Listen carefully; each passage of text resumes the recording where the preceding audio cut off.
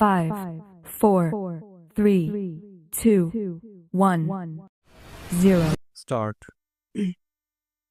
महोदय, यह भी विचार किया गया है कि जो व्यक्ति समाज में काम करता है, चाहे आविष्कार का काम करे, चाहे दूसरा कोई काम करे, उसको उस काम में तब तक सफलता नहीं मिल सकती है जब तक कि समाज का सहयोग या समाज ने जो परिश्रम किया है या कुछ आविष्कार किया है उसका उपयोग उसको प्राप्त न हो, उसका उपयोग वह न कर सके। विराम।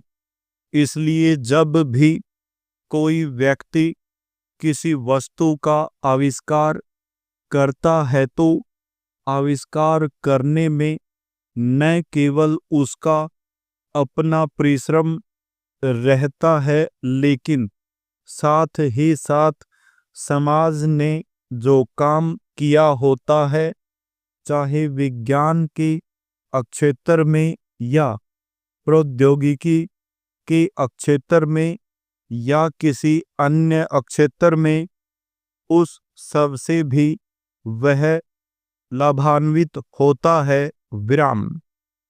इसलिए जब हम किसी आविष्कारक के किसी आविष्कार के अधिकार की रक्षा करना चाहते हैं तो उसके साथ साथ यह भी विचार हमारे दिमाग में आता है, जिस व्यक्ति ने समाज की सहायता से आविष्कार किया है, उस समाज को भी उसका फल अधिक से अधिक मिलना चाहिए। विराम।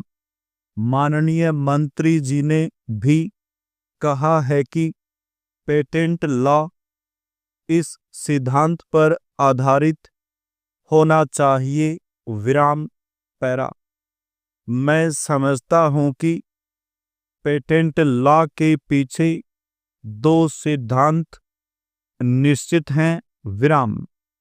पहला सिद्धांत तो यह है कि जो व्यक्ति परिश्रम करके धन लगाकर अपना दिमाग लगाकर के किसी वस्तु का आविष्कार करता है, उसके तथा अपने परिवार के लोगों के अधिकारों की जहां रक्षा होनी चाहिए, उसके साथ ही साथ जैसा मैंने अभी कहा है, कोई व्यक्ति समाज में व्यर्थ में काम नहीं करता है, वरन पिछले समाज के लोगों ने जो जो काम किए होते हैं, चाहे विज्ञान के क्षेत्र में या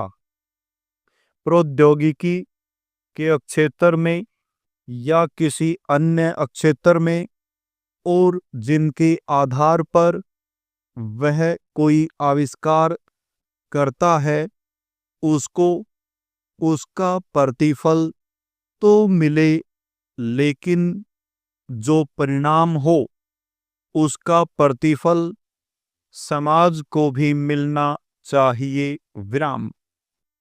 मंत्री महोदय ने कहा है कि जो यह सिद्धांत है वह भी इस विधेयक के पीछे स्थापित किया गया है और इस बात का ध्यान रखा गया है कि जहां हम किसी व्यक्ति के आविष्कार के जो अधिकार हैं, चाहे धन के उपार्जन का अधिकार हो या प्रतिष्ठा प्राप्त करने का अधिकार हो, उसे प्रतिष्ठा का और चाहे धन का, दोनों का लाभ व्यक्ति विशेष को भी मिले विराम।